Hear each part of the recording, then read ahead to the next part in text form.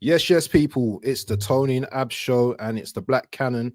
How we doing, everyone, including my boy Tony? How is everyone today, man? How you doing, Tony, man? Better today? Feeling better today? Hey man, see, bro. I mean, I've not done a show um this week. My last show was on Sunday, and of course you know how last week went. Yeah, I was absolutely fuming on my channel. I did a post game show with Oregon Gunner, absolutely fuming in that one too. And again, it is what it is. Abs, you know me on this place. If there's anyone I would say that really, really knows me, it's you, Oregon Gunner, probably maybe Did Sports. But the thing there is that when the team, does okay, I'll be the one to come out and say, hey, you know what? Yeah, we did quite well, But afterthought, if we don't do well in a game, Abs, you know what you're getting from me. I mean, I'll be critical all over that team on the day. So it is what it is. We went there. I wouldn't say it was such a disastrous record, coming out from Stamford Bridge, technically with a draw.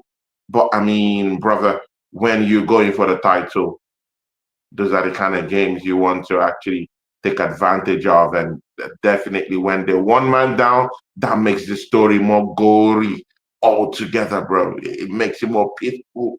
It makes it sad. It doesn't make a complete story at all. Drop points from Arsenal. Bad, bad, bad. But again, we're back this week. Premiership week is back. Today's the Premiership. I'll be doing a watch along. Fulham, Man City today. I'll be doing the Arsenal Brentford game. Let's hope we'll bounce back this week, innit? And how about you, bro? How about you, bro? Yeah, I mean, man, I saw your shows where I allow you to do the talking, bro. Yeah, you know what? Yeah, you see, in our group here, we've got like obviously positive fans, but we've also got like fans that I wouldn't say they're negative, but they also can see holes in certain areas at times. And I kind of like I get both points of view at times, but also as well, yeah, it's important to remember, yeah, that we still not won anything. And this is one of my issues with a lot of fans is that, and yourself, by the way, yeah, and yourself, that we seem to think that, and it's opinions at the end of the day, we seem to think that we can just go to not every single team, but we can just batter teams, just turn up and just batter teams. I think sometimes we need to show a little bit more, just be a little bit more humble, man. Do you know what I'm saying? Because the rival fans are always going to try and rile us up. And like with Chelsea Dan, big up to Chelsea Dan as well. He was saying, "Oh, they're going to beat us 3-0 and all that." When I just said, "Okay, we're probably just going to beat Chelsea 2-1." Now, 3-0 and 2-1 are completely different scores, man. 3-0 is a battering as far as I'm concerned, but 2-1 is a modest score. Do you know what I'm saying? And you can't expect to go to Stamford Bridge, yeah, after drawing 2 seasons in a row and expect to batter them, yeah. Yes, we're in good form, but they were also in good form as well. And sometimes I think we don't help ourselves when we have this. It's chest, but the chest is crazy. It's almost like Incredible Hulk. It's like that. Tony's like that. We're coming to your ground, bro. Listen. Days, bro. Chest just inflated. So, I get when Chelsea went down to 10 men. Then we should have took advantage. We should have took hell of advantage. And this is the problem that I have with us, Tony. Yeah. Liverpool, we were scared. We didn't take advantage. Man City, we were too pragmatic. We didn't take advantage. Sunderland, we got back into the game. We scored, but we didn't kill them off. Yeah. And also, the Chelsea game that we've played. So that's 4 games where we've dropped points in that I've just mentioned there, right there. I think it's 9 points we've dropped in all those games. It's very disappointing to think that The draws are stacking up now, and about 2 months ago, we were looking like a team that was just on something. And it's looking like now we're just, I don't know, you know, we lost Saliba. I think Saliba might be back on the mend, but we'll talk about that in a moment. We're just losing our good players all the time, and it's frustrating, bro. It's very frustrating. But I'm gonna leave it to you to say what you got to say, man.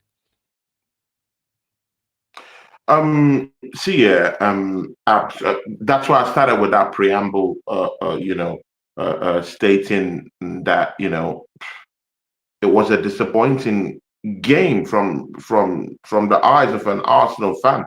But I would just confront or attempt to issue a rebuttal to the chess thing you first talked about.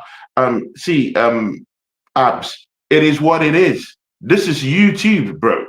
When we talk about chess and all these things, and bro, we're fans of a football club. Sorry, Tony. Sorry. Big up to Saturn Guna. Saturn Guna.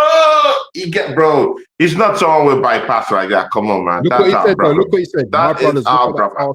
Come on, bro. He gets a my brother. Big ups to him, man. You know, he says, my brothers, look at the parcel I dropped in our chat. There are no games off this season, bro, man. And you know what, yeah? When Abs, yeah, when we are on a roll in a way, yeah, and we're just kind of like, you know, our minds are just hyper, and you know, we're just thinking we get a win every game. And then that reality check just comes in. Guess who brings that reality check, bro? Sounding good. I mean, he knows when and how to bring those reality checks. But again, yeah, and again, that's it, yeah. But see, this is the thing, yeah. Try the start of the season, me, you, we've said it. The only person that will be detrimental and be a bigger problem for us to solve in order to win the league this season is Mikel Arteta. We've always said that. I want the manager out. I don't trust the manager. But when we're talking about what we did in the summer transfer window, we finally got that depth.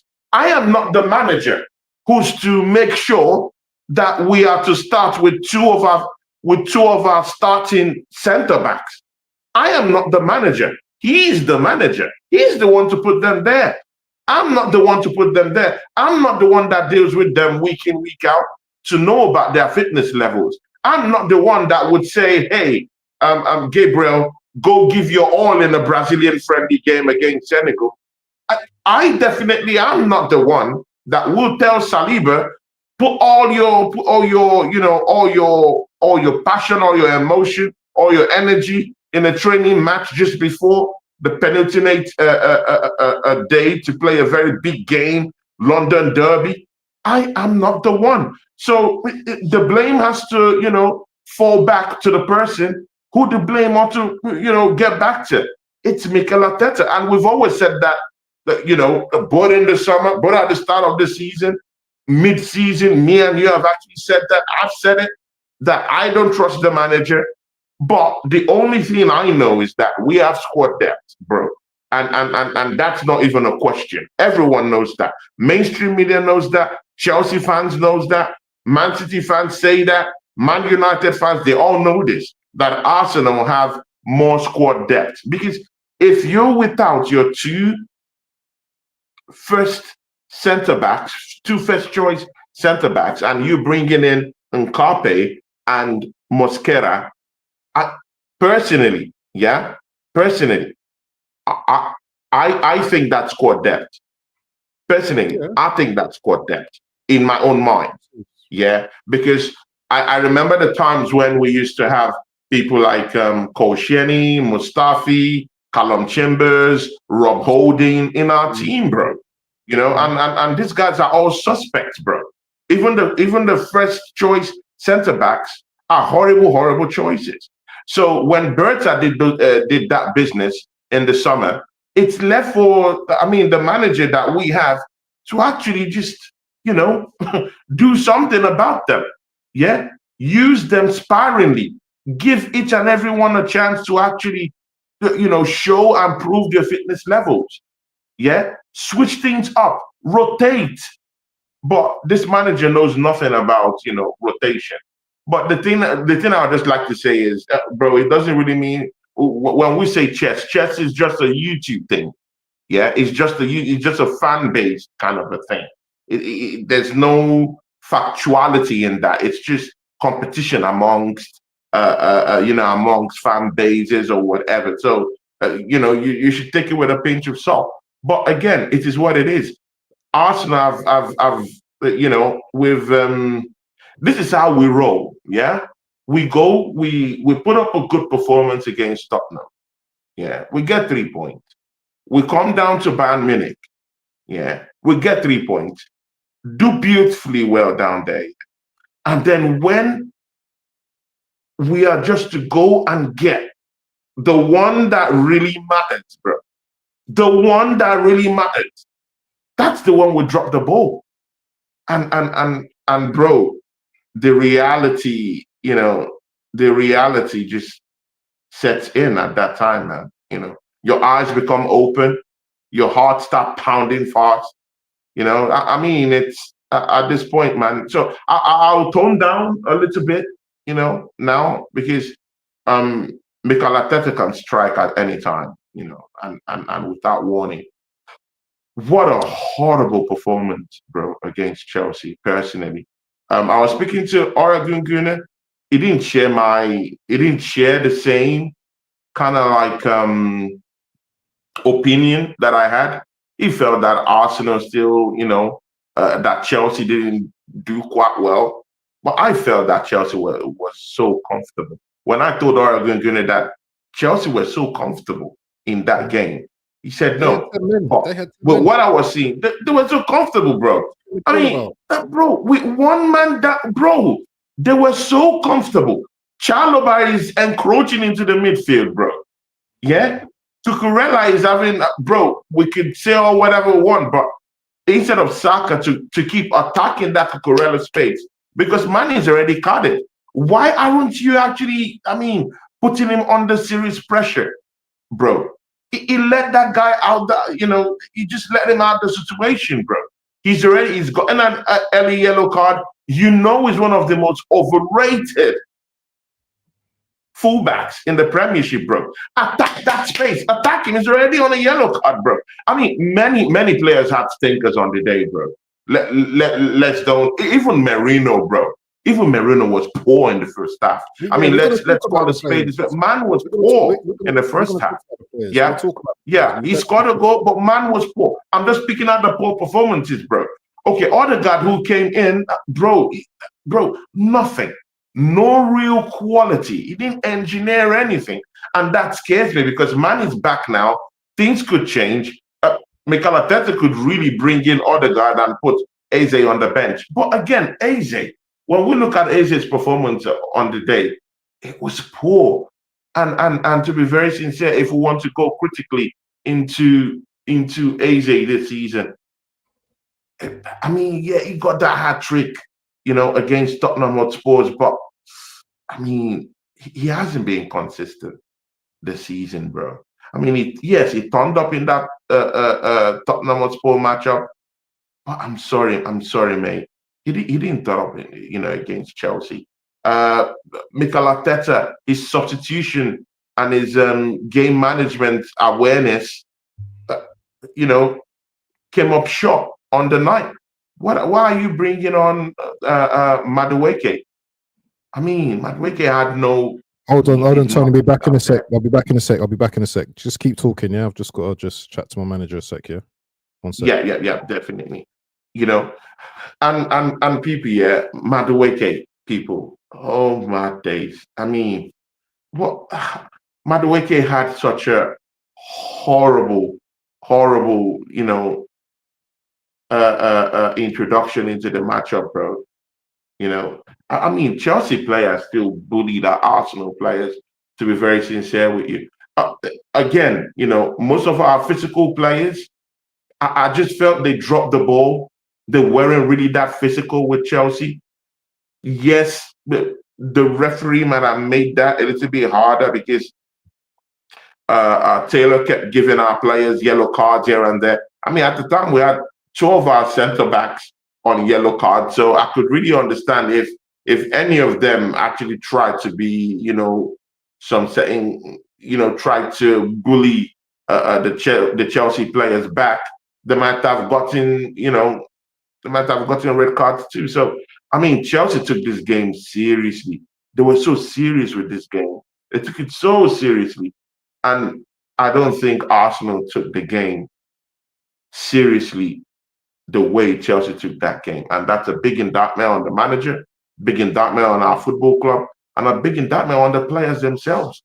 Because even the players, I mean, I'm totally off with the manager. Me and the manager, I don't see eye to eye with the manager. But the thing there is that even if the manager doesn't even really want it, how about the players, bro? How about the players? If you don't want it, yeah, if you don't want to win the league, yeah, Mikel Arteta, that's on you. But I'll be very critical of the players too on this one. And that's not exonerating Mikel Arteta, because sometimes you also have to question the mentality of the players too. Even if it's the manager's duty to sort of like make them, kind of like get into that headspace, get into that box, into that mentality to be able to have that mental strength to be able to win in certain places like Stamford Bridge, because we've done it before, and winning there is sweet. Yeah, but the way we turned out, the way we played, there was no urgency really. Like, there was no urgency. There was no coordination. Chelsea bullied our players. To be very sincere with you, I mean, I wasn't expecting that, people. Yeah, and you guys know me. Yeah, I mean, when it comes to being truthful, I will dish out the truth, people. Chelsea bullied us, bro. They pushed our players. They bundled us up. They connived, they pushed, I mean, it was so reckless. It was a reckless game of football. Yeah, and that was a deliberate tactic from Maresca. And then you're asking, if Maresca came on to do that to Arsenal, why didn't Arsenal have any kind of like any tactics to kind of like just maneuver those kind of tactics, bro, from Maresca? Because Maresca clearly came there with a plan. People, he came there with a plan. Actually, Maresca is actually a big tactician, and people don't usually give Maresca his flowers for being a very savvy tactician. I think he's more of a tactician than Mikel Arteta. Sorry about that. To be I'm very back. sincere with you. Yeah, you're back, brother. You're welcome, Yeah, sorry, Tom. bro. Sorry. Again, yeah, I think Maresca is more of a better tactician than Mikel Arteta, bro. Man had a plan. He really had a plan coming into that game against Arsenal. Let's be frank, bro. Big up to Nems LFC. Big up Nems I've seen the shows with him. I respect that Nems guy. Hopefully, I can be able to. Yeah, he's sound. He's a very sound brother. Hopefully, I get to invite him to my channel. Yeah. There are set of people that you see and you want to just walk with them. Big up to Nems, bro. So I mean, he's. I think he's more of a better tactician than Mikel Arteta. He had a clear plan to stifle Arsenal's wide players, to push, make it a little bit more physical in the middle of the park. I want to ask you about worked for them in the first half, though. I want to ask you about that. So I agree with the first part. Actually, I agree with that. What you said about Maresca, he's a very good coach. He's very tactically astute. I get all of that, but I'll be honest with you, yeah. it's not difficult to control our wingers right now because our wingers are playing like trash. Martinelli, once again, another stinker. Yeah, this guy can't start for Arsenal. He cannot start again for Arsenal. Yeah, I'd rather Ethan plays there. I'll actually bring my boots out from the garage and I will play because and have a good game. He can't start. He cannot start, and I don't care what anyone says today. Yeah. Saka as well. Saka was horrible in that game. Yes, he had a few little good battles with Cuckoo. I call him Cuckoo, yeah. But apart from the assist, this is supposed to be our star boy, you know. This is supposed to be like our best player. He's only recorded like 2 assists this whole season in the Premier League. Yeah. I don't know whether this money and this contract or whether he's doing modeling for whoever he's doing with his misses and stuff like that. I don't know whether everything's getting to his head, but he needs to focus because we need to win the trophy this season. We need to win trophy. Yeah, and he's an important puzzle. S. We need trophies this season, and his form is very questionable, and I can't. It's very questionable. Yeah, exactly, bro. I can't be defending the games that he scored against Sunderland. He played okay against Spurs, but Spurs, I kind of take that game out of the equation because we always beat Spurs anyway. Yeah, so that game gets taken out of the equation.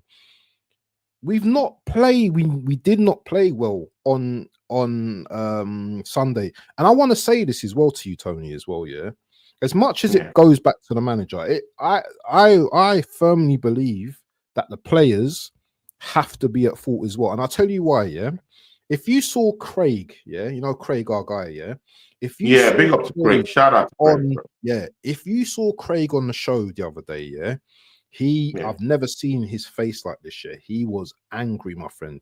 He was so angry. And I could understand because Chelsea, and let's take the emotions out of it. Chelsea, we don't like Chelsea. And we know Chelsea don't like us. We don't like each other. Yeah. Yeah. And you could, without talking about Europe and stuff like that, you've got all of that. Last 20 years, we know they still got more Premier Leagues than us, Last 20 years, they've been a much better team than us. People need to just accept this. So when you look at it in the whole context of thing, we're supposed to be the team that's doing better right now. And I'm not saying like end the season, we got trophy now. I'm talking about right now, today. We should be the ones like going into this game, and the players have to be blamed for this because the players exactly know what I was saying before you came on. They should know the importance of this game. It's not just Arteta, the players. Eze, stinker. This guy, where was he? The guy was hiding. You know what? Big up to the centre backs as well, Mosquera and Nkapia. Yeah. I know they felt nervy at the start of the game, but apart from that, where was our big players? Where was Saka? Where was Martinelli? Where was even Supermendi had a stinker, bro. Almost all the players, bro. Supermendi had a massive stinker on the day, bro. The thing is, everyone wants to keep saying, that do you know what? It was a one-off game. Oh, don't worry, they'll be back. It's not that. They have to be called out, and it's not just the one game. When you look at the whole picture of things, these type of games show the other teams, the other 18 teams in the league, that Arsenal can get gut out. You just use the physical battle against them, then you've got a chance. Brentford, the next game we're playing against now, tomorrow, physical team, good striker up top, long ball, listen, if we don't get our act together, it's going to be a long day tomorrow. It's not going to be an easy game, and if we win 3-0, then I'm happy, but it's not going to be an easy game tomorrow. And the sooner we start to realize, that we are not this team, that can just command trophies and sorry. Let me. No problem. Get your words out. We are not this team that think we can go into games and beat everyone, and expect our fan base when you don't put in the effort and expect our fan base to just be happy that you didn't put in no effort today. Granted, you were tired, and I said this in the group. Yeah, I said this in the group. Yeah, me and Johnny said this in the group. It's the Chelsea game, yeah, that we need to throw all our eggs in this basket for. Not the Bayern Munich game, not for vibes. Oh, because we're the best team in the world or in Europe, in Europe. I don't care about that. I didn't really care too much about the Bayern Munich game. It was the Chelsea game that I was absolutely I was venting. I was so up for this Chelsea game, and then to see that meek performance by our players, even when they went to 10 men and they lost their best, one of their best players, they didn't even have to bring Palmer on because Reece James was running things in the midfield, and I'm supposed to be sitting here, all happy and just, oh well, we only got a point. Get out of here, man! Get out of here. Yeah. No, again, Abs, I hear you, but again, we also have to put some certain kind of considerations into what we're talking about. Chelsea were coming from a mentally boosting win over Barcelona in the Champions League. You have to, there's so many things you have to put into perspectives. Yeah, Arsenal were also coming from probably a hard fought first half, but a very good decent win against Bayern Munich. This is one of the most hotly contested London derbies, in the season. Chelsea versus Arsenal. So you could see the animosity, you could see the hatred. Chelsea was second at the time in the league, on the league table. So definitely, that this matchup was set up to be a very, very tough day for Arsenal. Whether we are the best in the world or not the best in the world, it would have always been a very, very difficult game. I thought Arsenal would break them down, but we didn't, and that's due to not only the manager's problem, but I think the players have to actually show they want it. This is what I was talking about. Yeah, Chelsea could shove your players. Chelsea could be more physical. They could cut supply to our wide players. They could completely shut down the midfield in a way that will make us, not play in a very fluid way to get our passes together. But there's a whole lot of factors that you can factor into this team. Would you say tired? Would you say tiredness mentally? Some players have been playing 90s. No, I don't think it's tiredness. I just really feel that we as an Arsenal fan base really, really, really, really underestimated Chelsea Football Club. Let's call a spade a spade. You think so? Yes. We have, and again, it's due to how they play. It's how they've been playing this season. Yeah, they've lost some certain kind of games this season that makes you feel, oh, they're not really a very good team. We've seen them play without Fofana in that defense. When they play on the day, they played with Fofana in that defense. When they were playing, they were putting in Tosin and Chalobah. Yeah. That mixture together wasn't really that good. So we were always smelling and kind of like with our spider senses, sensing that their defense isn't really good enough. And when your defense isn't really good enough, Arsenal feast on that. We could use our set pieces. We could use, maybe free kicks. And we could also score goals through open play goals. Don't forget, Arsenal have more open play goals than any other team in the month of November. So, through open play goals that we've managed to just boost over the month of November, we could have always used it to score against Chelsea. But I just really think that we underestimated Chelsea as a football club. We underestimated the manager as a more influential, tactical genius that Mikel Arteta will ever be. To be very sincere with you, because man has won trophies, bro. Whether we like it or not, man has won trophies, bro. We keep throwing this fact away. Yes, it just get. But man has won trophies for Chelsea, bro. He's a more smarter tactician than Mikel Arteta. Yeah, I mean, if you're giving Mikel Arteta's team, bro, don't be surprised this man will just pull off with a trophy, bro, than Mikel Arteta has done for us in 6 years. Tony Cook. I mean, let's don't negate that fact, bro. Man came to that game with a plan, and his plan came to fruition, bro. Even with one man down, can you believe it? Caicedo is one of the most important. He's their core in that midfield, bro. Just imagine losing your core. It's just the same thing, yeah, like losing Declan Rice, yeah, in that midfield, and watch our team capsize. It's the same thing. Chelsea missed Caicedo for more minutes in that game, and they still looked stronger. That has to be tactical genius, isn't it? It has to be tactical genius, bro. I mean, people, yeah, I don't know what is tactical genius than that, bro.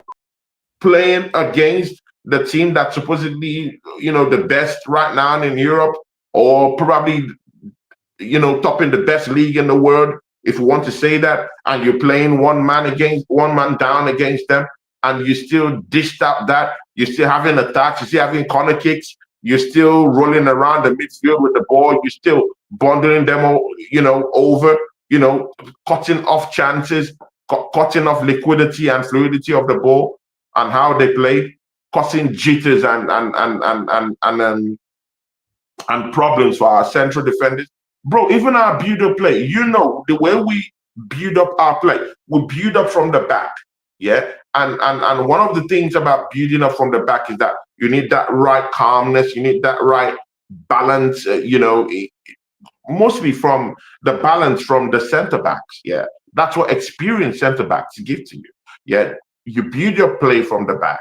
It's going to encroach into the middle, yeah? But it has to be done in a calm and balanced way. And Carpi and Mosquera, I mean, yeah, we have to call a spade, are nothing. I'm sorry to say this, bro. What do you mean by are nothing? They are nothing like William Saliba and Gabriel Of course. I mean, maybe we've overhyped it just a little bit, because we've been talking about our depth. But bro, maybe our depth is just nice depth. Maybe it's not over the top depth. So, and again, but these are the things we have to see as a fan base. We need to see these things so that it unravels to us during times when there's lots of pressure on the team. So we better get to know the levels of these guys, because if we don't know the levels of these guys in games like this, we could go into more important games having that false belief that these guys are totally equal to William Saliba or even Gabriel, But again, they did well, but you just sense it that there wasn't really that big coordination between both of them. But this is the reality, though. This is the reality, though. Both of our best centre backs are injured, so we have to. Yeah, it is what it is. Utilize the squads, and we have to play these players. I think next to us. So I think both Saliba and Gabriel being out is a big problem. But if you have one to partner with one of these guys, and a Hincapi and a Mosquera, I think we're much better in terms of a centre-back pairing, instead of like having none of them, no Gabriel Saliba, because we've seen how Saliba's played with Mosquera already. He's looked very comfortable. We've seen Saliba and Hincapi play together, but when you just get those two that haven't really had a partnership already, then there's going to be problems. But I'm going to look on this on the positive side now, yeah. And you can laugh at me and everything, yeah. We got through that game, and we didn't lose, because we could have lost that game, and then all of a sudden now, what's it? City are like 3 points behind us, or 4 points behind us, or 3 points behind us. So, considering the result wasn't great, we still got through it. No injuries. Gyökeres is back.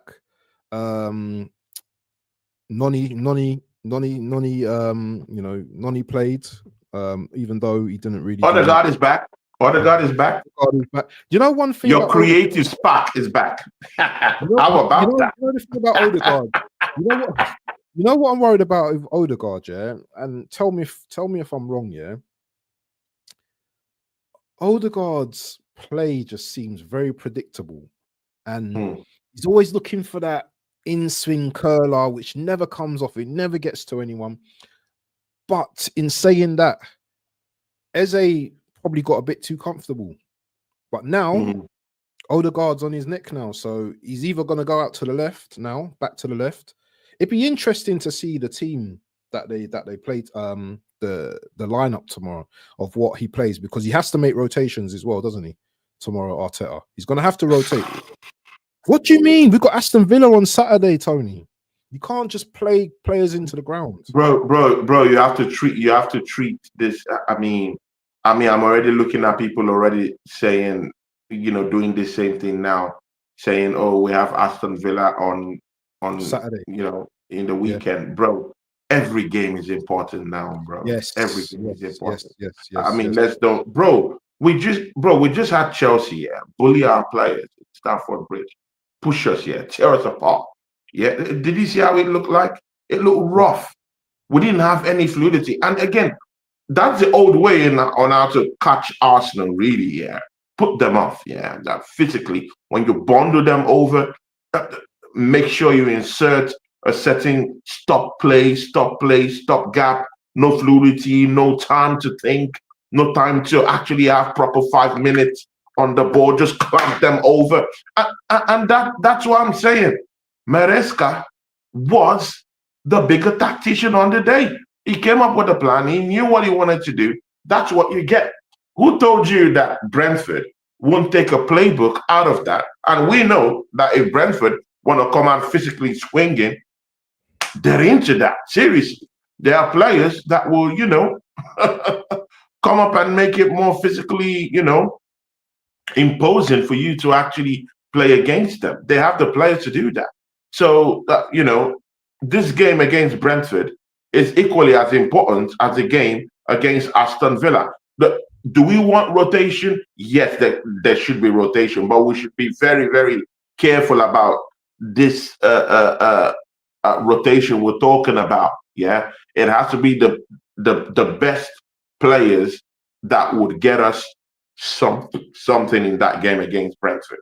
Let's just put it like that.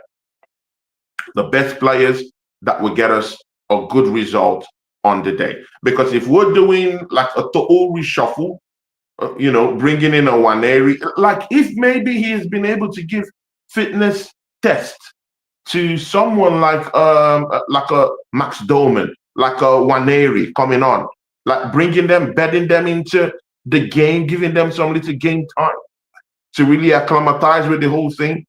He hasn't been doing that. So if you ring in the changes right now to Waneri, that hasn't even really played competitive football for some minutes, for us to even understand where he is right now, how do you expect that rotation to be very? It's like throwing them to the wolves all over again.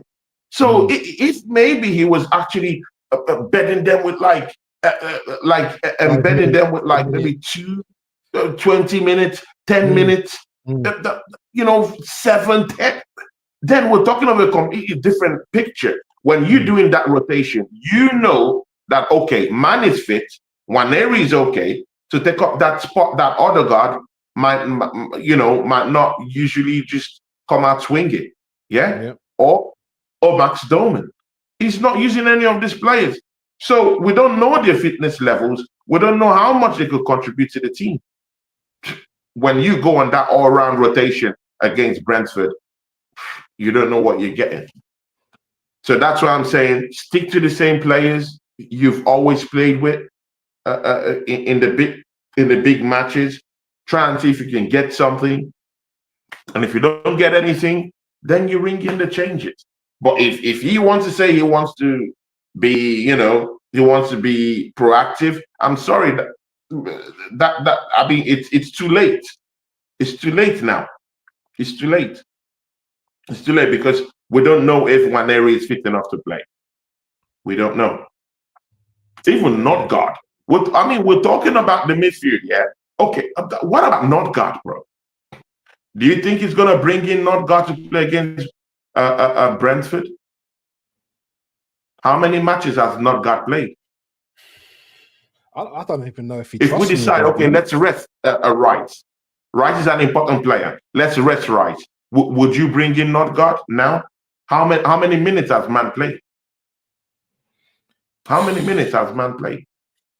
These are the problems, bro. So even if we're ringing in the changes, I still fear we're gonna have a bigger problem, bro. Because man hasn't given them enough competitive tests, bro. So it is what it is. Let's go strong and let's just hope we can get points. Do you think we need to go big in January for a centre midfield or left winger?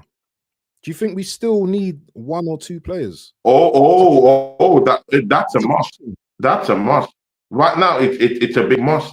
Imagine if Rice drops right now as we're talking right now. And again, it's not something hard to imagine. It's something that could be a reality because we've seen our 2 centre backs out of nowhere, out of the blues, without warning, just 2 of them are out. And then we're now left to stretch into our depth that we have.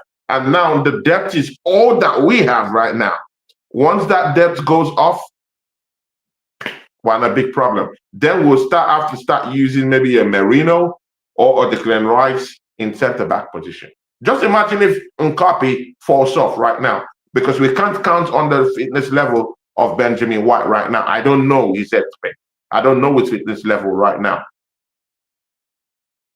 So what happened? Who plays in centre-back? You could talk about Riccardo Calafiori playing in that centre-back. Do you trust Riccardo Calafiori to be your centre-back going forward? Is that possible? I mean, bro, we can turn this thing, around and switch it all around, bro. I mean, it points to one thing, Mikel Arteta. Do you really want this title? Do you really want the title? See that question? That's a big question. Do you really want the title? Oh, he wants this title. He wants the title. Do you really want the title, bro? Do you really want the title? Because there is no excuse. 10-man Chelsea, bro, playing like lions against them, bro. We don't even need to sugarcoat it. We don't even need to lie about it because we're men at the end of the day, we can speak the truth. Yeah? We're not like all this kind of like fanboys that won't say the truth at the end of the day. We see it, we speak the truth. Chelsea bullied us, bro. We can run around and hide, but bro, they bullied us at Stamford Bridge, bro. They had a game plan. We were lucky to come out there with a draw. Does that say something about our mentality? Because on another day, we could have lost that game seriously, But again, I don't know. I can't say right now. We still need to play more games. And again, it all boils down to it. I really think that this title conversation has come on a little bit early in the season. I think it's time we just take it. Yeah. I think it's time we just calm down. I mean, just take a chill pill for now and just see more games. See how it goes. See more games. See how it goes. See how we cope with our injuries. I was telling Yassa when I went to his channel that Arsenal have been battling injuries. And now we turned up in Stamford Bridge without any of our established centre-back, bro. It affects the way we play. Arsenal is the kind of team that builds up play with our defenders. And when you don't have balanced and patient centre-backs, that can withstand pressure, you can't adequately build the way Mikel Arteta has set up that team to build from the back. So we have problems, whether we like it or not. You could always say we have that depth to come in, but how effective is that depth though? Did we notice a drop off? Yes, that's the answer. We did. That's a big drop off from Gabriel and Saliba. Big, huge one. I mean, there were many times where we were to just really build up. I mean, they got the passes too quickly just to get it off. And again, when they send the ball down to David Raya, who wants to use his experience to kind of like, get the ball around and move it fluidly, with much fluidity, man was just sending the ball, to awkward places, out of play. Bro, I mean, even David Raya was culpable in that matchup, bro. He made our defenders look under pressure and a little bit timid in a way that I didn't like. I mean, he does those things, innit? I mean, he does those things, innit? Abs, right? Yeah, he does those things, right? David Raya, right? Yes, this guy, man, seriously, man. I heard that on Sunday, the ball was going wide and he saved it, and then that contributed to Chelsea scoring. I think their goal. I think he's bored. I really think Raya is bored. But we've conceded 3 goals in the last 3 games now, so we're starting to concede, a lot more goals than we did prior to what we was doing. But I just think we need a win, man, to just get that feel good vibe, because I think we got so used to winning games now that a draw is just, it's a nightmare. And considering last season we drew 14 games last season? Yeah, 14 games. Yeah. It's like you can see the draws start to build up, and the more draws and the more City wins and Liverpool win. Liverpool, we're all laughing at Liverpool. But if they start to win games, bro, Liverpool either win or they lose. They don't draw games. Have you noticed that? They have a win. Yeah. It's either win. It's either win. But there's 8 points behind us right now. I'm telling you, this league is not over. This league is not over, bro. It's not over, bro. It's not, bro. Even Man United is even still in that conversation, bro. And bro, we might be talking tough. Yeah, Sunderland is even looking good, bro. Sunderland, bro. I mean, look at Sunderland, bro. And even that Aston Villa, no one is even talking about Aston Villa, bro. Aston Villa has won nearly up to 7-8 games, on a trot, bro. They're genuinely becoming a more, bigger threat that we have to actually look at, bro. Because man is only looking at Chelsea, Manchester City, bro. We're underestimating a lot of teams, bro. There's a lot of teams, yeah. Can I ask you a question? Yeah.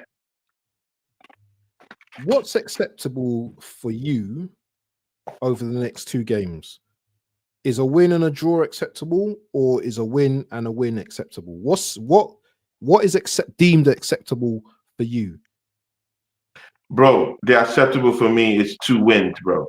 Because now again, see, I could sit down here and say a win against Brentford and a draw against Aston Villa because of the position they're on right now on the table. But again, that conversation, that answer wouldn't be enough for us to win the title. You have to win games because you're playing by a different set of rules now. Yeah, but then we can't complain about injuries then, Tony. Then we can't be moaning about injuries. If you're saying you want the 2 wins, then we can't complain about, this player's out, we didn't have this player. We have to accept what we have right now, and we have to accept. But again, it's a bigger part of the problem too, bro.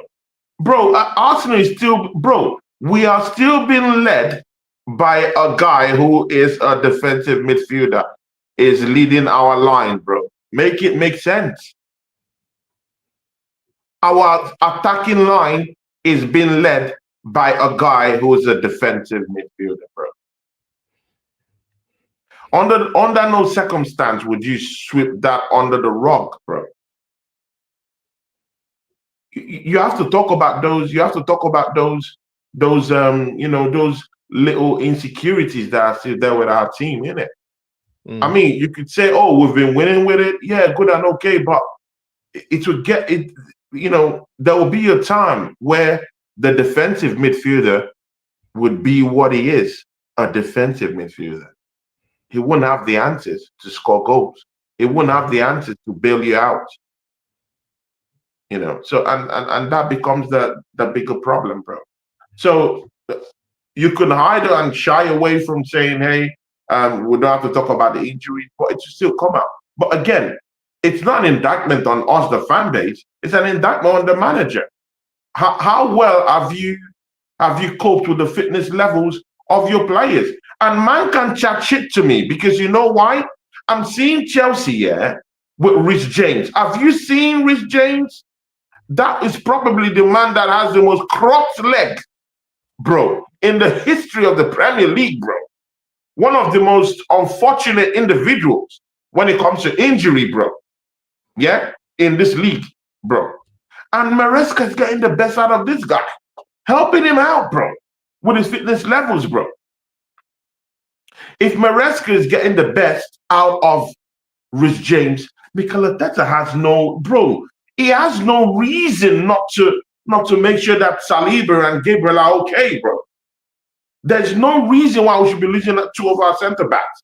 If Rich James is having this new lead of life, bro, the most crocked man, one of the most crocked defenders in the history of the Premiership, is being managed fitness-wise by their manager, Maresca, bro.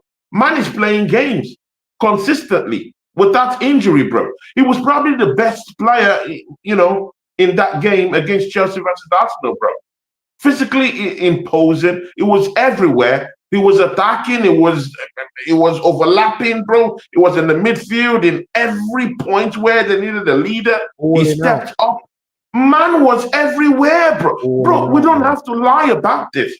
I mean, the truth is out there. We don't need to lie about it, bro. Where was he in the Bayern Munich game? Yeah, we're Arsenal fans, but we don't need to lie. Let's say the truth, bro.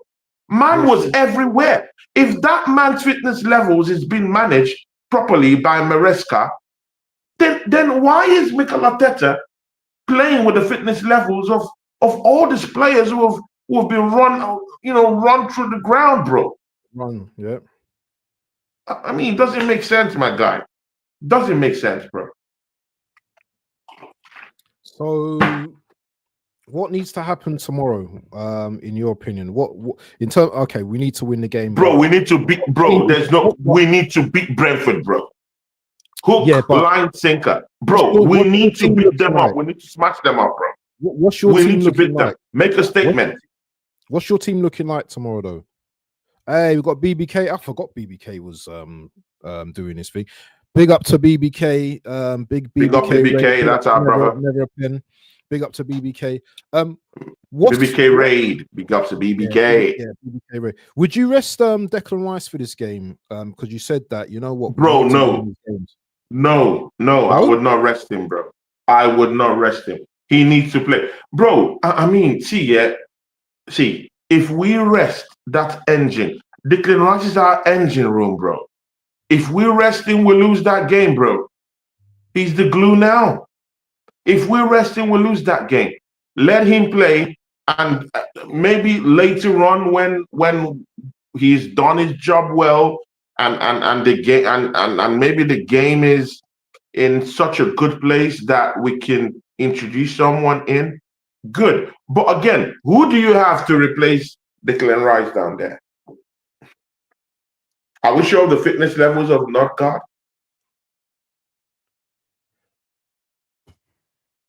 Would you put Miles there? That's the problem, bro. Would you put a lot of people are banking on Miles to play in midfield, but I'm not too sure about it.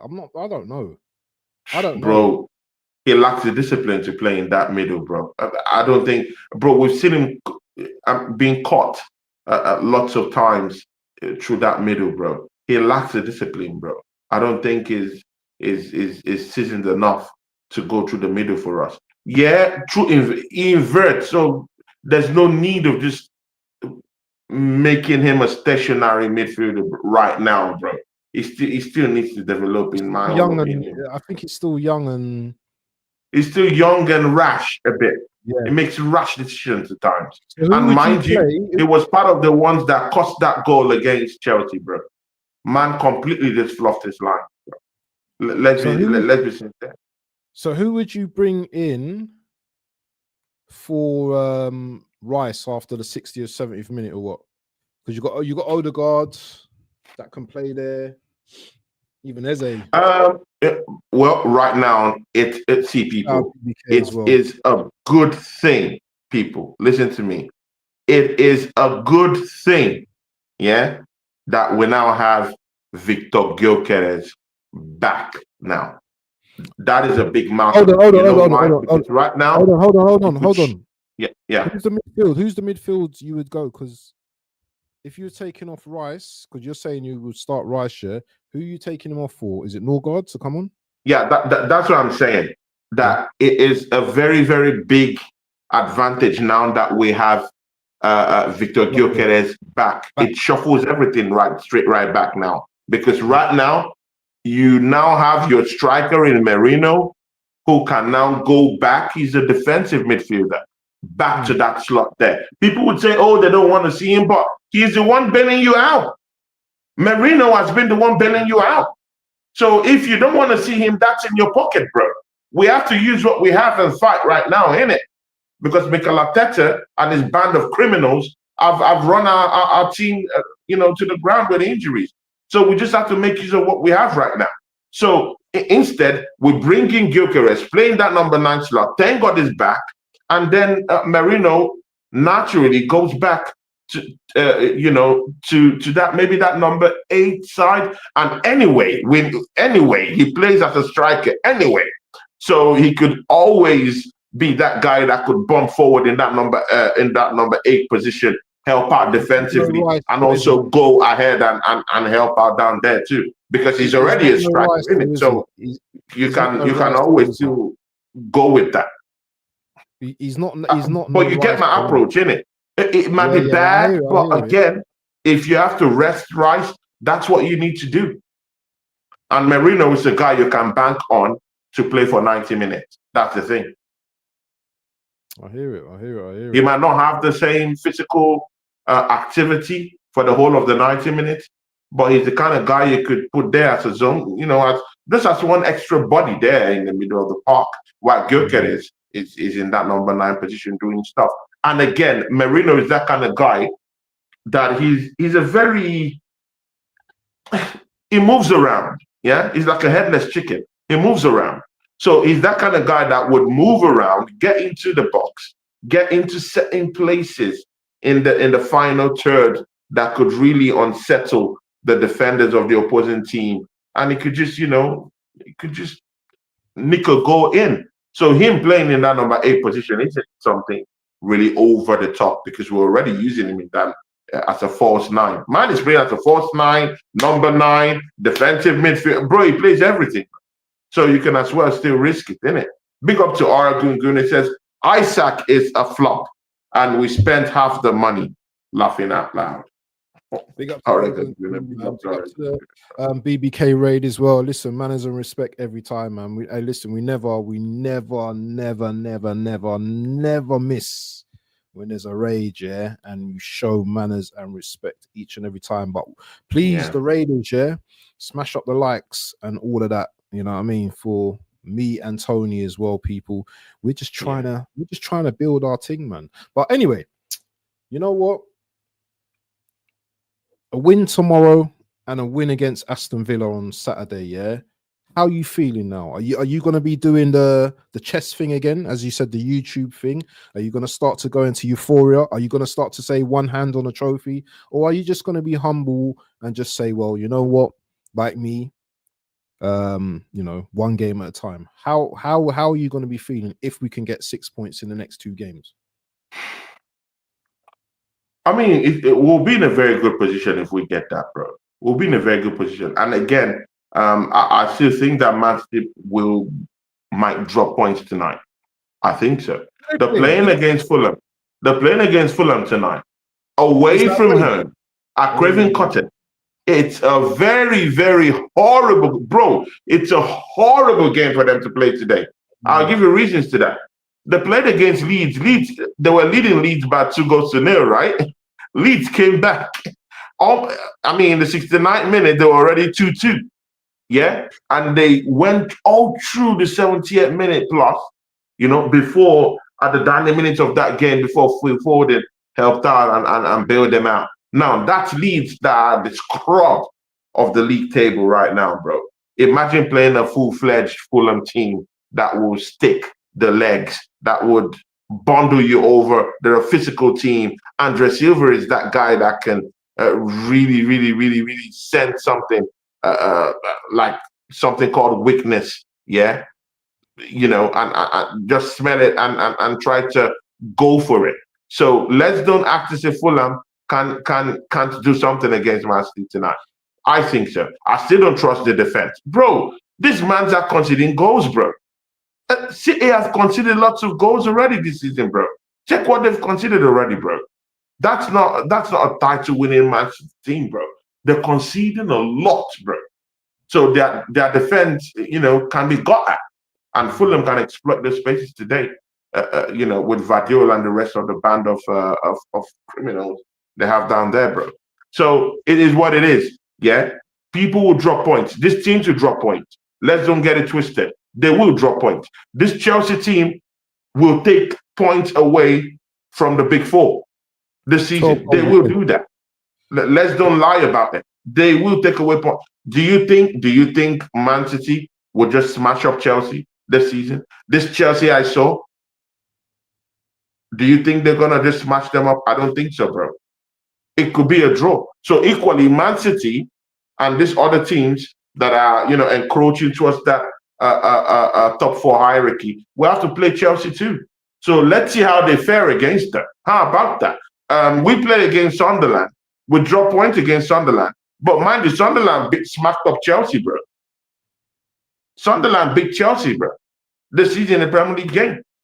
So it is what it is. Points will be dropped. I'm not here crying that we drop points against Chelsea. I know points will be dropped. I'm just crying right now because of the manner and the way we got that advantage and never put that advantage to use. Mikel Arteta dropped the ball. He messed us up. And right now we're just. I think we all messed up. I'm not just gonna say Arteta. I think the players as well didn't show that fight as well. Yeah. They have to want it. But also the players have to take responsibility as well. Yeah, the players have to take a lot of responsibility. I hear it, but it's the manager that's to put that mental balance into them, innit? He's the one to actually show their mental strength and push it onto them, bro. What is he telling them? When he was coming out in the second half, what did he tell the players? Did he tell them, attack? You have one more player with you. Attack the spaces. And again, see, you know what, yeah? This is the thing. When a team is one man down, yeah, you don't need to struggle to find the space. The space finds you. It's easy. The space is there. You just need to find the margins, find the lines, find the spaces. You just have to do it. It's simple, it's easy. Those spaces will come up. But Arsenal, what do? We drop the ball. We didn't have no cojones at all, bro. No cojones, bro. One man down Chelsea, and we couldn't find space at all. Are you serious? Bro, they pissed me off on the day, bro. I was so pissed off, bro. And again, bro, you saw that chance we had at the last minute.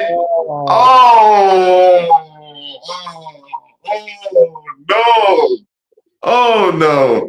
Oh, Timber. And it happens to some of the best players that we have this season, innit? So now if I call on Timber and say, Timber, you messed up, people will get on me and they will say, oh, okay, what is Tony talking about? Timber has been our best player this season. But bro, you should have just, allow the henchman get his head on it. Oh my days, bro. That is a nightmare. If I see that video again, I have nightmares. It's just. Oh my days, bro. That would have been story off, bro. That would have been end of the. Oh my days, bro. I don't know. Arsenal, bro. We're one unlucky team. I would have been gassed. Big up to Never a Pen, man. That's the positive way, man. Arsenal has to bounce back. Yeah, we definitely have to bounce back, man. Definitely, 100%. And big up to Bargav. Long time no see. I think he was in my. Big up to Bargav, my guy. Every time. Yeah, man. Big up to Bargav. The only person that see me falling asleep on the. Bargav, text me if you want to come to the watch along tomorrow, bro. so that I know where to set up. Either to set up on YouTube or StreamYard. So let me know if you're gonna be there. If you're not gonna be there, please let me know so I could do it in another platform. Please text me on WhatsApp. Yeah. Bargav says, you expect our players to be low on energy again. I think I don't disagree, because if we're playing players consistently over and over again, yeah, they're mentally gonna be tired. They're mentally gonna be drained. Remember, these guys are just coming off internationals as well. I don't even think we should start Saka tomorrow. I think we should go with Madueke tomorrow. How about that? Yeah, I don't think. I think some players need to just be be subs. I don't even think. But if Mikel Arteta, imagine Arteta runs with that now, yeah, and we lose the game, then what happened? What will be the narrative after that? Oh, we have our players, and bro, you know how we do. Yeah, I mean, let's call it spade. You know how we do. If we don't see Saka there, we'll be the first. Me and you will be the first person to say, why did he put Saka there? Or why is he playing three defensive midfielders? Why is it? We are gonna do that, bro. What would be worse, to lose a game and players get injured, yeah, or to win a game and bring those players off the bench to maybe win that game? Which one would you prefer? I don't think we got with the. I don't think the right approach, because if we've got games every 3 days, Tony, I just don't understand, brother. You can't run these players into the ground like that. You cannot. No, I know, but it's the man, bro. That's what I'm saying. It's the manager, bro. But as it is now, the only way we can manage that is for them to play a certain amount of minutes, and then the manager can hack them off. Yeah, exactly. Because now I also told you in the first place, good, if we don't use them, yeah, the people that you're talking about to come and replace them, the Waneris, how many minutes have they gotten? To have match fitness, bro. They will come there and stink up the place. They will lose, and then we'll come back, equalize, and everyone would say, "Oh, we played badly," and that will be the problem to the end of the season. When's the likes of Wanyeri going to get game time then? When are we going to give him game time? Because that's what I'm saying. Allow someone like a Saka get his normal game time onto the 60th minute. If he's not doing well, hack him off. Bring in someone like a Max Doman. Why is Doman not on the bench, bro? Why is Doman one of our most technically gifted players, bro, in this football club? Why is man not on the bench, bro? Bro, I mean, so, bro, it stems to what we've been talking about, Mikel Arteta. And people, this is why we've been talking about Mikel Arteta, innit? Plus, Saka is out of form, it looks like. Exactly, bro. But we're still playing him. Yeah, but again, I'm sorry we have to play Saka to form, bro. We have to play Saka to form, bro.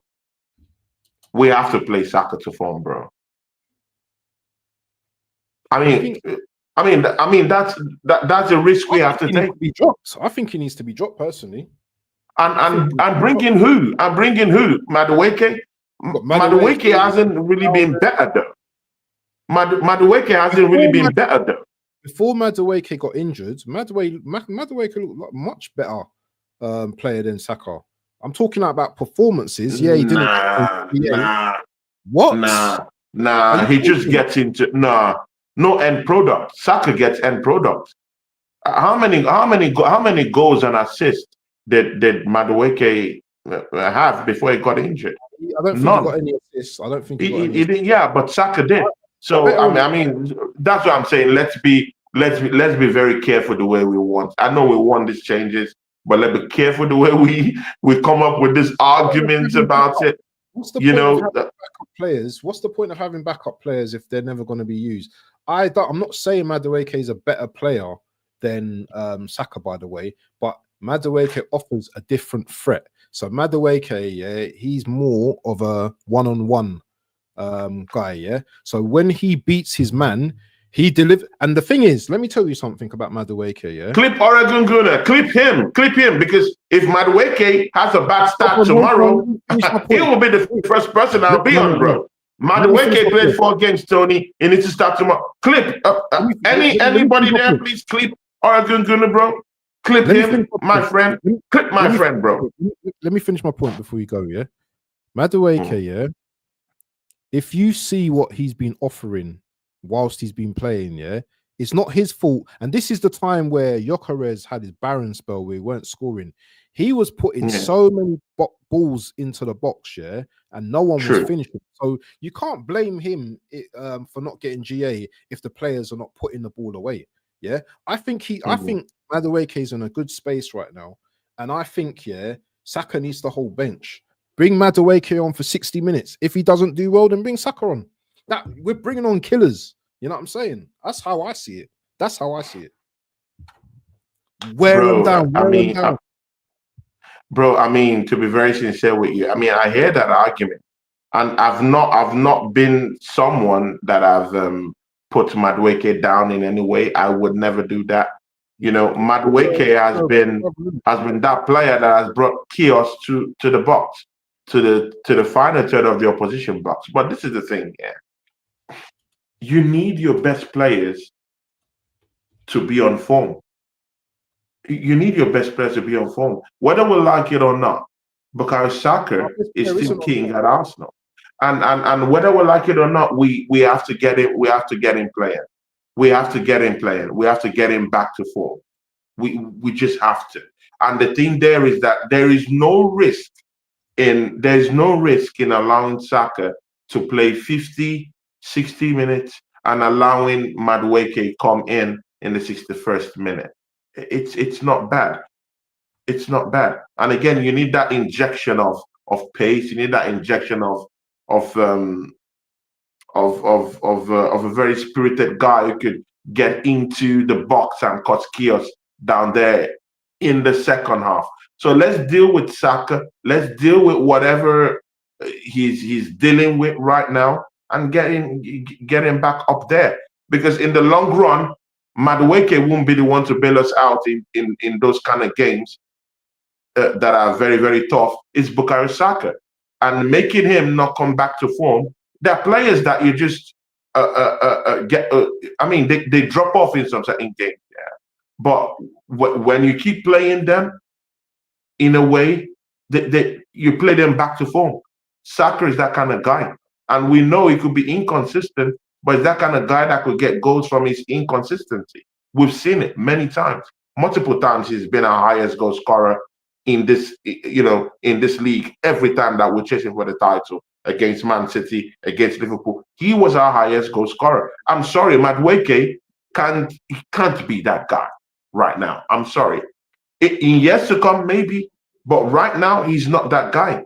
He's not that guy. So up until when we have someone trusted who could do that, I think we should play Saka into form.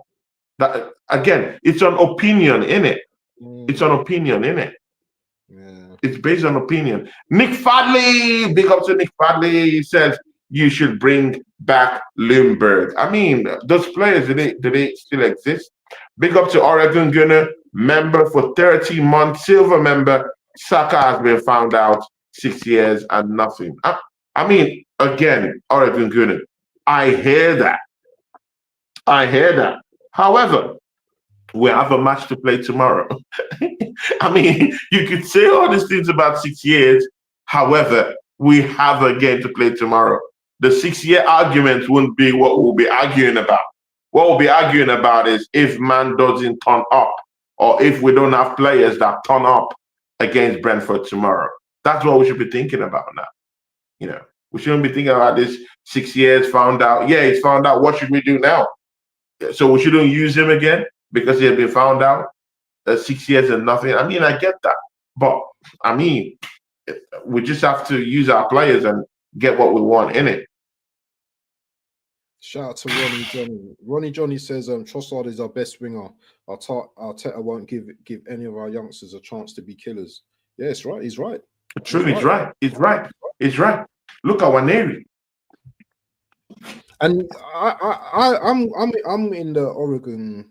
I'm in Dahl's camp, man.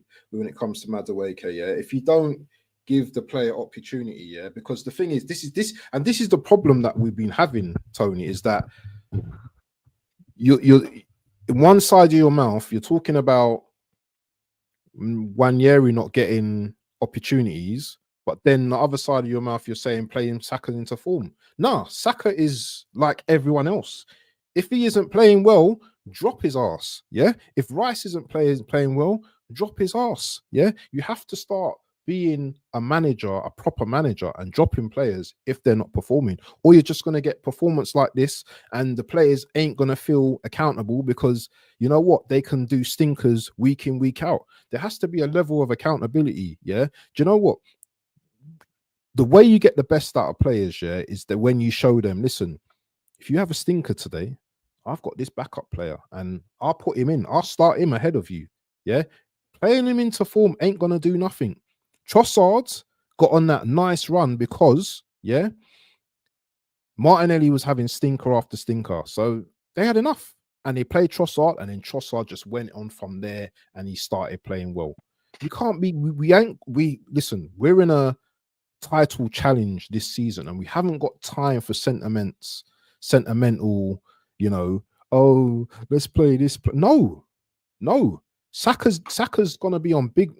Let's not talk about the wages yet, but Saka is going on like his shit don't stink right now. And I'm not having it, bro. Saka, you need to up your levels, bro, because that was a stinker against Chelsea. And I can't have, but I don't care if you're our best players, bro. Yeah, we've got Max Dowman, hungry little youngster. Why isn't he getting game time? Bring on players that are gonna, you know, do better. Yeah. I hear you, but you have to be you have to bring that reality right now. Do you think that's what the manager would do? Yeah, because I'm talking about what the manager would do. You're talking what the manager you can have your own opinion, but I'm talking about what the manager would do. The manager won't drop Saka, bro. So if Saka gets Saka is part of the core of how this manager's engine room runs on. So he's never gonna drop Saka. So if you're advocating for dropping Saka, bro, you're on your own. No one will even follow you in that fight, bro. If he runs him down if he runs him into the ground now, who's gonna be accountable? It is what it is. Saka has been run down the ground before, even this season, bro. He's been run down the ground already, bro. This season, bro. And then he used Madueke. Have you forgotten that Saka didn't play some games at the start of the season, bro? And then Madueke came, and then Madueke didn't even score goals, bro. Yes, he was having great displays, but he did not score goals, though. But we explained why he didn't score goals. Bro. Martinelli was dishing out stinkers. Mikel Arteta brought in Trossard. Trossard started scoring goals. We started seeing an improvement, and he scored goals. Let's not act as if now Madueke is improving, but let's not act as if man is scoring goals or man is banging in goals anyhow, bro. He's not doing that. Let's be frank. He hasn't given assists. He has only scored one goal, bro. Let's don't overblow it. Bayern the other day, can you remember that? He scored an important goal against Bayern the other day. Yeah, he scored, bro. Again, yes, he scored. But again, one thing you're failing to understand that you need that consistency. You have to give us something consistent for us to say, okay, you know, you've got the space. But up until then, he needs to show us more. He's just got back. Up until then, he needs to show us more. I'm not buoyed by that goal. In fact, the goal is overdue. This is Saka bias. The goal is overdue. The goal is overdue. But he's just come back from injury. He has to show us more. Trossard showed us more. That. I understand that, but Trossard showed us more. So if he gets that space over Martinelli, we completely have no problem. Trossard's been at the club, what, 2-3 seasons? This is Madueke's first season. Give the guy time, man. He's just come back from injury. Bro, I'm all up for the time too. But I'm just saying that you have to bet on Saka, bro. You have to take that bet on Saka, bro. Anyway, I don't bet anyway, but no. Bet, not the bet with money. No, I know what you're talking about. Yeah. yeah. I hear what you're saying. I hear what you're saying. I don't know, man. I don't know.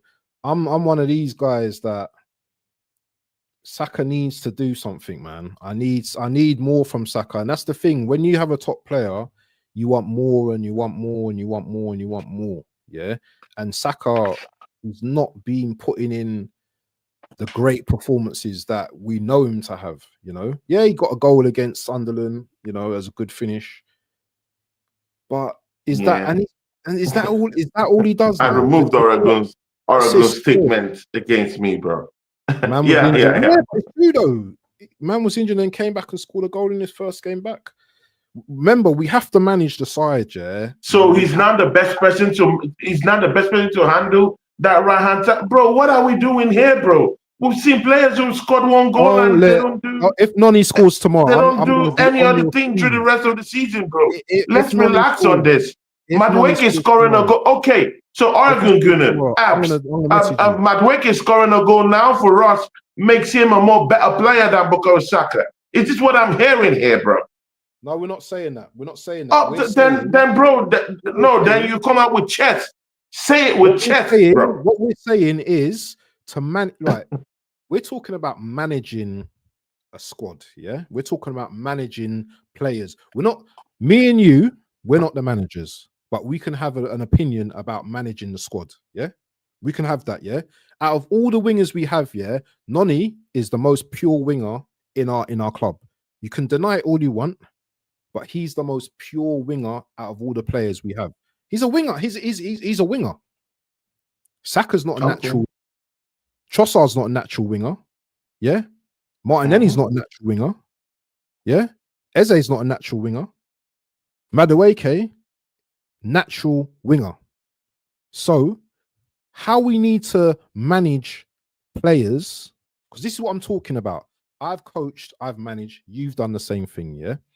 Yeah. If players out of form, like Saka, against a game, no, all due respect to Brentford, yeah, but I feel that we can play Madueke in this type of game, yeah, because what happens, yeah, is, God forbid, Saka plays, yeah, picks up an injury, Madueke is forced to come on and play now, isn't it? Yeah, yeah, in this game, in this Brentford game, yeah, that means Madueke starts on Saturday now, yeah, yeah.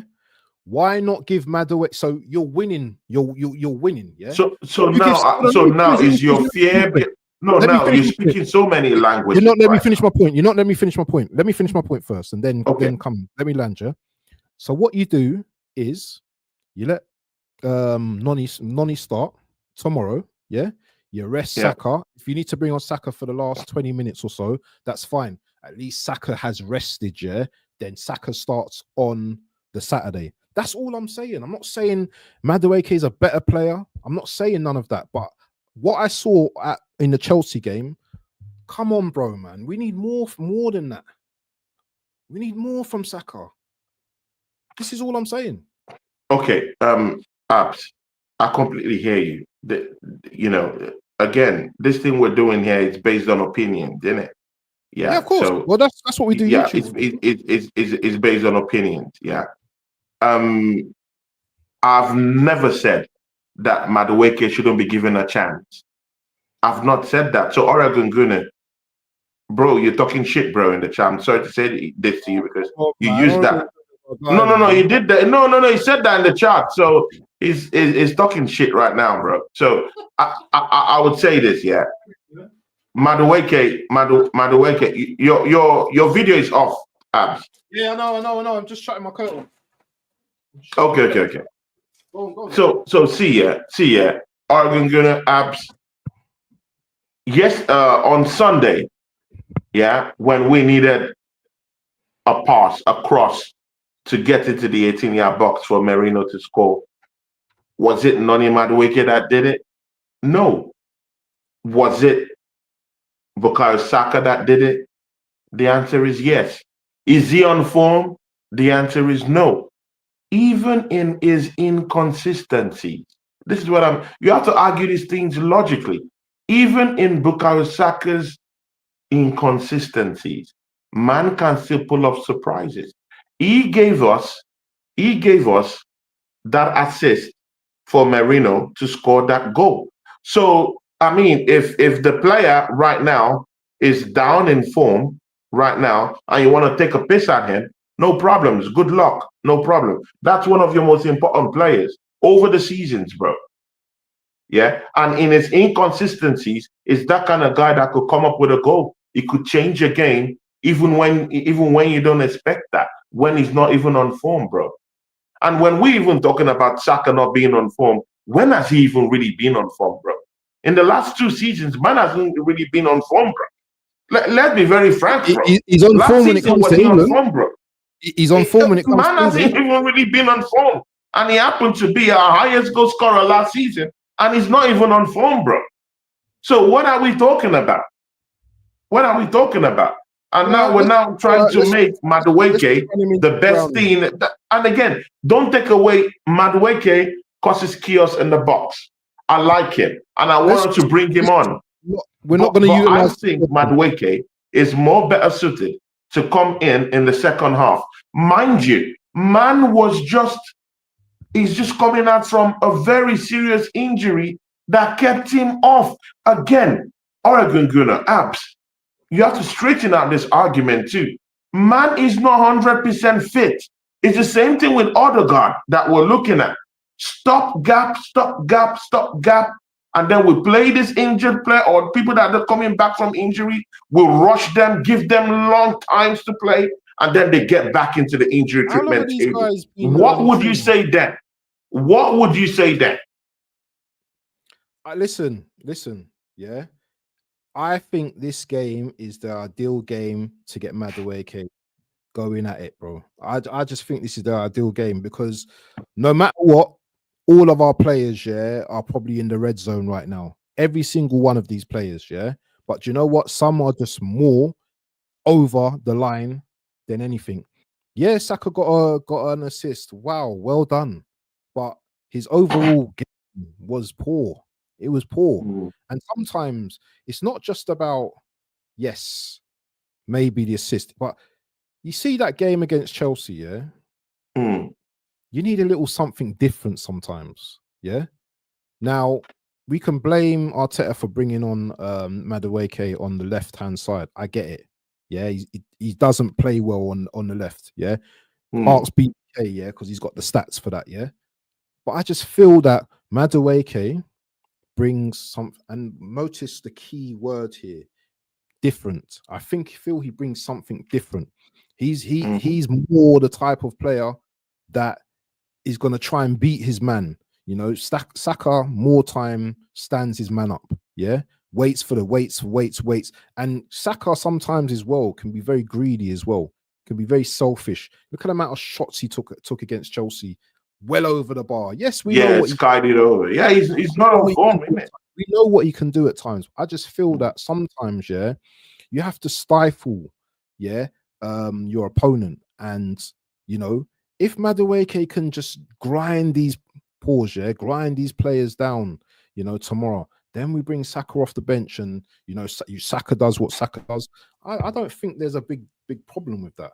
Sometimes you have to change it up a bit, and this is the thing with Arsenal, and I feel Arsenal fans as well, is that we're so rigid, like the manager, is that we don't want to hear other situations or other opinions. We just want to just go with what's safe and what we know. Yeah, that's how I feel sometimes about our fan base as well. Yeah. I'll take every hit. Yeah, if he's rubbish tomorrow, yeah, and if say for example he starts tomorrow, he gets injured, I'll take that. I will take that. But sometimes you have to have a different kind of approach and you know, think out of the box at times, because this is a must-win game tomorrow. Yeah, I kid you not. And we're at the Emirates, we're at home. Yeah, this is a good time to play these players that are probably hungry off the bench, because as I said, any injury to a Saka starting tomorrow, then Madueke is actually forced to play. He's forced to play. He's forced on Aston. He's forced. Same goes for Madueke. Play for the games. Yeah, no, that's what I'm saying. Same goes for Madueke. Any injury he incurs, puts him even in a more He's injured. detrimental position too, because he's once just coming back from injury. You have to bed him into this game. No, that's why I said that. I said that. But also as well, Saka can't do game after game after game after game anymore. Yeah. Remember, he's come back from, you know, a crazy injury as well. And he's played quite a few games already this season. He's played quite a bit of football already. Quite a few minutes already. Yeah. Who did he play 90 That's minutes why you against? micromanage the minutes he plays. That's why I said you have to micromanage the minutes he plays. So you bring him on as a bigger and again, anyone that just saying puts in Madueke, just bring him in. Bro, this is not a normal game. We have to win. See, we're going for the title. Have that mentality that we want to win. Yeah. So now, if we're going with Madueke, yes, he scored against Bayern Munich. It doesn't make him better than Bukayo Saka. It doesn't make him better than Bukayo Saka. He's just a player coming back from injury. I think we should take it easy on him. Don't pressure this player. Allow him work into the fitness levels that will be okay for him long term, instead of trying to get something out of him right now and he ends up getting injured in the next 3-4 games. People, we have to be very careful with all these things. And again, if you are taking this injury thing very lightly, bro, we know Bukayo Saka. Even with injuries, he plays. Saka is one of the strongest players that we have in this. I mean, in this team, bro. To be very sincere with you, you know he always comes back to play, bro. Even if he has any. When was the last time he had a very, very serious injury, Leo? Who? Saka. Like a very serious one, where he misses 3 months or 4 months or something. Last season, right? Yeah. But after that season, when? That extremely long time out. You mean before that? That's what you meant? Even before that. But not 4 months. Not 4 months. Yeah, so technically he's not a player that is injury prone. But so he will still play whether we like it or not. He will still play. But also he's getting older now as well, so he may start to incur more injuries as he gets older. Remember, Saka is he's heavily marked. Oregon, you've just said that Madueke is better, so let's don't do that, bro. You said he's better, bro. So let's don't do that, bro. No, because you don't want to understand what I'm saying. So I'm not going to understand what you're saying, bro. You want a player who has been injured to just come on and play all these minutes, without watching his fitness levels, bro. You want the man to get injured again when we're already dealing with injuries already in our centre-back pairing, bro. No. This is what he said. Read what he said. Brentford is the perfect. Bro, I know. I'm trolling him, bro. No, but you can't insinuate lies to people, because that's not right, bro. You can't say. No, I'm trolling him because he trolled me, bro. Already gonna troll me in the chat too, bro. So I'm trolling him back. We look out for their show as well, Oregon and Tony's show, man. Oregon. It's a good debate. It's a good debate, and whoever scores tomorrow or whatever, then you know what, we want the team to win at the end of the day, innit? But we also don't want injuries as well. Again, see, Abs. Again, Madueke could come in that game and score goals. I'm not saying he shouldn't play. What I'm saying is Saka should start that game, and Madueke should come in the 60th minute, which is good enough for him, bro. I don't mind that. It's totally good enough, bro. It's good enough. He just comes from injuries, bro. Same thing with Odegaard. I don't think Odegaard should be playing full games now. He's not going to play a full game. He ain't going to play a full game. He will play. That's for sure. He will play. He won't play a full game. Arteta will bring him for a full game. Bro, we know Mikel Arteta. Bro, come on, man. Are we doing this now? You know it's his favorite. He's going to, bro. He's going to, and again, mind you, for some reason, Eze has just dropped again in his intensity level now. So that's even the more reason why. Why? I don't know. It just happens, bro. It just happens. I don't know. It's the manager, bro. It just happens. So now he's now that steam that he got from that Tottenham game has now, you know, died down a little bit. And now the manager will now say, you know what, yeah, AJ, I can still pacify you for that. For that, yeah, I can still pacify you by putting you on the left-hand side because Trossard is injured. Martinelli dishing out stinkers, so you can cut through the left, right? You know, cut through the left right now. Does that help us though? That might help us though as well, though. That might help us. That might still help us though. Yeah, exactly. And again, we always need threats coming from the bench too, bro. Saka coming from the bench, I don't really think he gives us anything really. I prefer him to start the game, do what he can do, then Madueke coming in the second half and finish it up, coming in with that injection of pace, power, chaos in the box, final third, and then let's see what happens. Because we have to again see we have to be responsible with injuries now. We have to take it seriously now. We have to take it extremely seriously. It's an SOS. It's an SOS. Mostly players who just came back, bro. We've seen it. Recurring injuries. Odegaard came back again, went off, came back again, went off. Bro, we can't afford to. Bro, we can't afford to deal with all these things again. So now that he's back, let's manage it properly, get him properly healed up, you know, and giving him games sparingly. Same thing with Bukayo Saka. Mix it up with Waneri and mix it up with Dolman, and then we're good to go.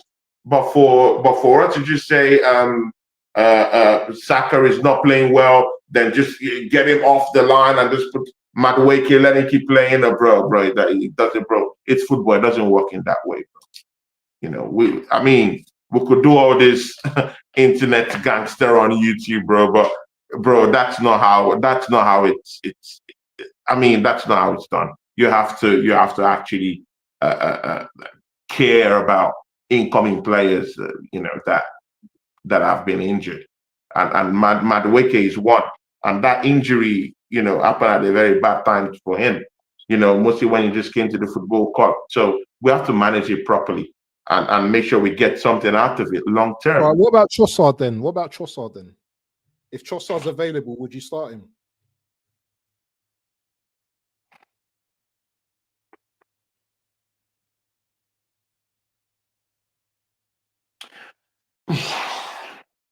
I mean, he's our best player. We have to start him in it. Special case, yeah? It's a special case. Special case. We have to start him because down there in the left-hand side, stinkers. Oh, true. And you said? So Trossard's just if he plays, if he's available tomorrow, he'd be just coming back from injury. But then Eze, what do you do with Eze? I mean, you cannot just drop Eze, who just scored. I mean, a hat trick against Tottenham. It's just last week, yeah. He scored against Tottenham, yeah, and then had a little bit of a drop off against Chelsea. So now, do you just toss him over, throw him away, like nothing happened? So I mean, I don't know, but all these things, yeah. Again, you have to be consistent. That's what it all boils down to. And to be very sincere with you, no one is consistent. Even when Madueke came, when Madueke came on against Chelsea, what happened?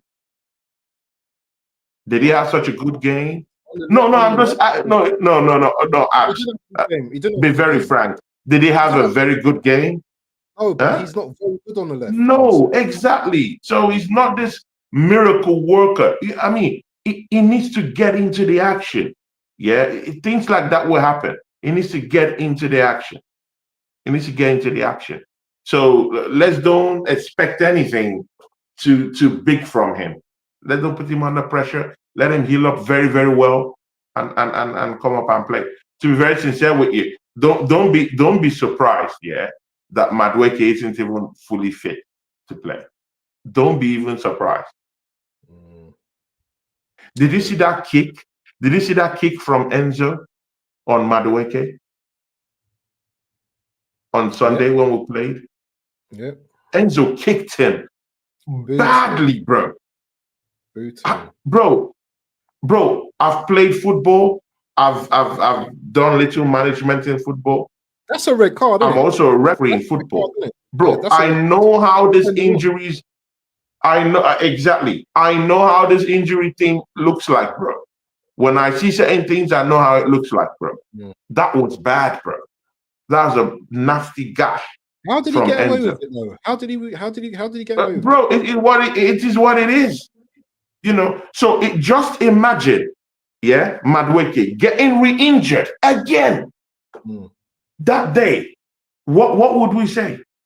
It won't be what we would say right now. We wouldn't be having this argument. Bro, if this argument was based on give Max Doman a start in the game against Brentford, it's okay. Perfectly. Because man isn't injured.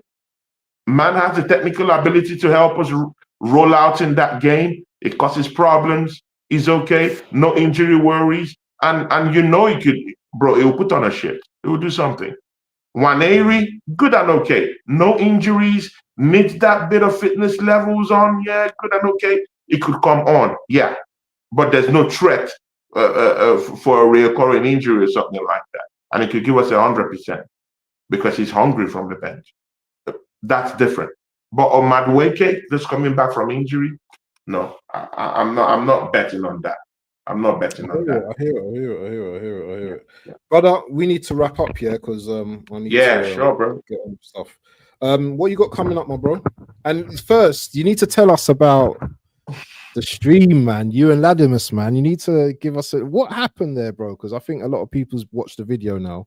What happened between you and Ladimus, man? Yeah, I mean, I was on Yasser's channel. You know, I was on Yasser's channel, and anyway, everyone knows Ladimus in the space that he talks like that. So people know him. You know, yeah. Mind you, I was having a show with Deji Sports on this channel, and Deji has told me that hey, he doesn't want to ever have a show if that guy is on. Yeah, of course. It pisses a lot of people off, bro. Yeah. He has no common decency in the way he talks. He doesn't approach people, you know, with mutual respect. That's not in his dictionary. Is it because you're an Arsenal fan? Is that why that extra? I don't know. I don't know. He just likes to. I don't know. I think he has behavioral psychological problems. That's what I think. I'm not certain that he has it, but the way he acts, the way he talks, he has no common decency. I mean, even when you don't even say anything against him, he just comes out saying some certain kind of words or something like that. Yeah. So when he said that word, and you know, people know me, you know, I even on my channel, I hardly use any of all those swear words or anything. But sometimes I've noticed that when you just, you know, keep calm and you don't fight back, you know, people might just feel like, oh, okay, let me continue, by the way. So I had to check him and talk to him in a language that he would understand. So, you know, it is what it is, you know. But again, he's a young kid, he's a little boy to me, you know, so I don't really care about it. Last question. Yasser TV is good guy. Yasser is good guy. To Yasser TV, man. Yeah. I had a show with Yasser, and it's not. And again, I have lots of shows with Chelsea fans, though. Yeah, I've had a couple of Chelsea fans. Wolfie, man, where's Wolfgang these days? I never see him. Yeah, Wolfie's a great guy. Yeah, exactly. So I don't know. I go to his channel to watch some of his stuff. I don't see him. Yeah, he still does shows, but he's a little bit kind of like. I have to check up on him. That reminds me, man. Yeah, I've not checked up on him. Only I go to his channel sometimes when I go to watch his show at times, but I've never had a conversation with him for some time now. So that reminds me, I have to go check up on him, bro. So and I have a good relation with Wolfie. Wolfie is a great guy. He's on my phone. He's someone I could pick up my phone and text. Same thing with you. I don't know if you understand me. Yeah, but Latimus, I have to block Latimus everywhere, bro, because he's not that kind of person I could text or, hey, bro, I need to do a show. No, I can't do that because of his manner of approach. And it's not just with me. He's done it with lots of people. Even him, this my own is even a little thing. Him and Lee Gunner went off at it. Yeah, this was like last week or so. And many other people he does. Yeah. He has this that thing. Politics, Yeah. politics. Bro. But again, I think it's just he's a kid. That's what I would just say.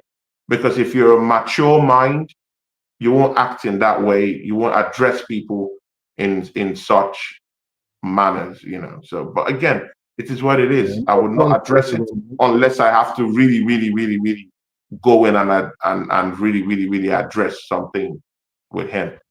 Not everyone's for everyone at the end of the day, bro, man. And yeah, everyone could do the nice and everything to everyone and stuff. I get it, be polite and stuff, but you know what? Certain personality clashes out there.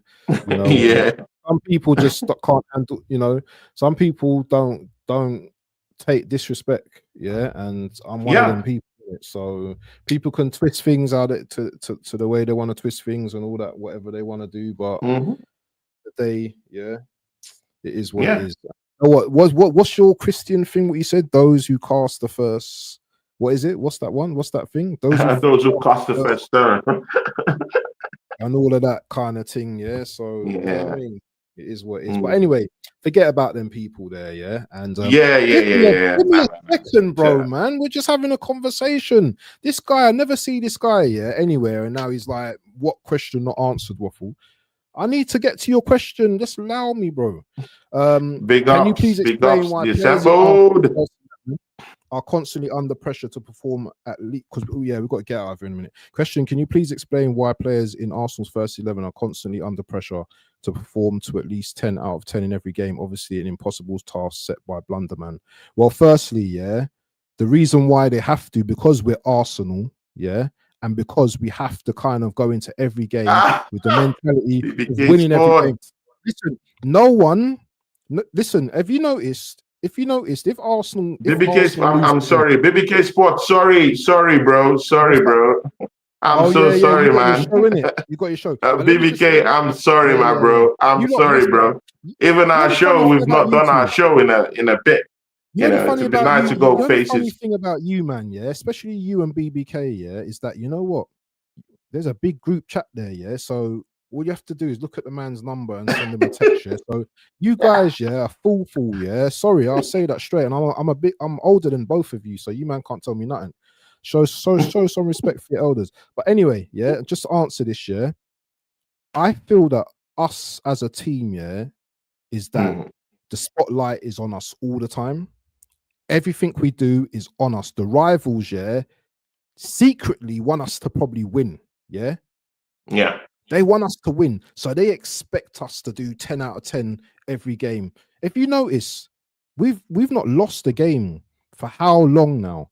The minute we lose a game, these rivals are gonna just jump on top of us, and they are gonna make it feel like the end of the world, Stranger Things business, So we need to.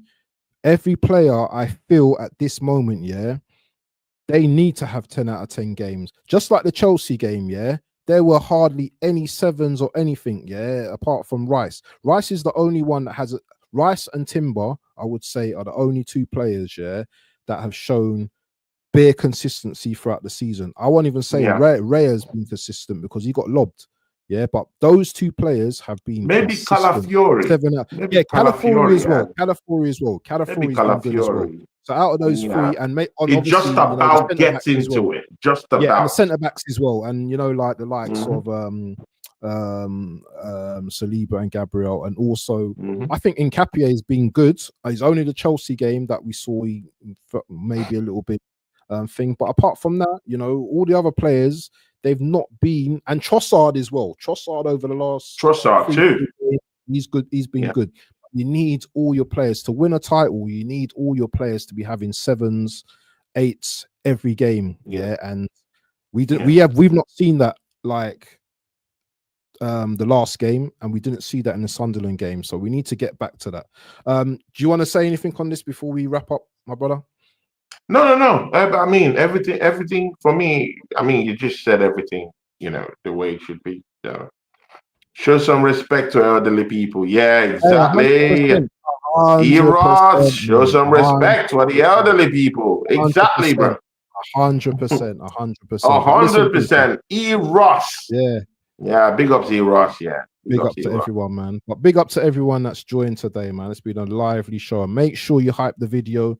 Make sure you're hitting the like button on your way out. Like, hype, and subscribe if you're new. If you're new to my channel, then go and see the link where you got Tony Claw Gunners. Just click on his name. It will take you to his channel as well. Make sure you subscribe to his channel as well. But listen, people, yeah. You know what? Abs. Yeah. Quickly. Abs. Prediction for them, bro. I'm not gonna allow you off the hook, bro. I'm not gonna let you off the hook just like that, bro. I mean, come on, bro. What's your prediction for the game? Let's see if you have some chest, bro. Tomorrow's game, bro. Are you not gonna? You know the funny thing is, yeah. Are you not gonna predict the game, bro? I've got a prediction show tomorrow, so if you want to know my prediction, come to the show tomorrow. Come to the show tomorrow, and I'll. This man is a politician, bro. I mean, people, yeah. I mean, Abs is one of the best politicians on YouTube space you could get, bro. If you want a prediction, just go down to that show, people. What's your prediction? What's your prediction? No, bro. No. The best way we would have done it is for you to give me your prediction, bro. So that I know I asked the question first. What's the point of giving a prediction in my preview show? It spoils it, and then no one's gonna come to the show. And then you say, "Oh, Tony has chest. Tony has chest. He has it, bro. Man is not humble again. Oh no. I've learned my lessons now, bro. Listen. If regardless of the prediction score, yeah, if you can't have chest against Brentford, yeah, then do you know what?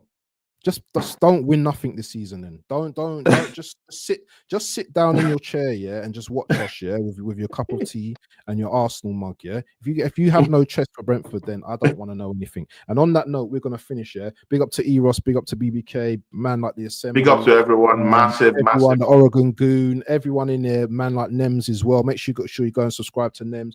Never a pen, man like Bargav as well. Bargav, reach out to man, yeah. Reach out to us. Yeah, reach out to us. Want to know what's going on. Nick Fadley. Big up everyone in the chat. Big up to you, man. And yeah, Oregon Goon as well. And Benito Solatello. Big up to you. And big up to Chelsea Sessions and Paul Fulwell. And big up to Luca as well. Yeah, as a bit of a stranger. And obviously, we've got a big up man like Matty Southern Gooner. I ain't seen him for ages. Southern Gooner, Cooper. Busy and all that as well. But people slap the likes and listen. We are and BBK. Thanks a lot for the raid. And BBK Sports, yeah, BBK.